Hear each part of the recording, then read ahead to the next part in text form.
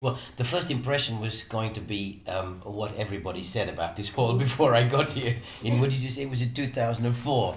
So it's always it's a very famous hall, and quite rightly so. So the first impressions are, wow, what's it going to be like? And I do remember the very first time, and it's one of those halls. You see, you never know.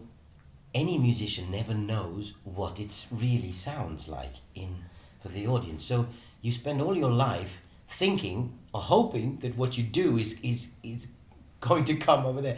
And a really good hall gives you, even if you're not in the audience, it gives you the impression that you think you know how it sounds. And this is one of those halls. It's also very warm, acoustically, yes, but it's also the actual space, the feeling of the space, the vibrations of the space.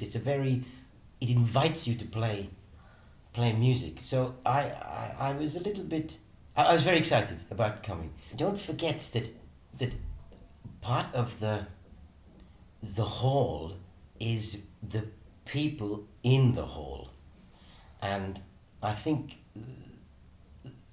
somehow I feel as though really good halls, over their history, they soak up the people who've been in them. I think if you go into an old opera theatre or something, you feel the souls of all these singers and all these players. And it's the same. It's a much younger building, only 30 years, but you feel as though there's something very special about what's happened in this hall, and that you feel on the stage. And not only the place with its history, but also, of course, the audience. I like very much the fact that certain types of repertoire need a certain type of hall. But in all the pieces whether it's a chamber piece or Mozart, or whether it's Bruckner or Mahler, the big pieces fit in just as well as the small pieces. And I think that is rather wonderful, because it means then that what I hope to do in these next 10 years is to get as close as possible to this orchestra and to explore as many of the types of pieces that I think are important in that development, and they are not from one epoch.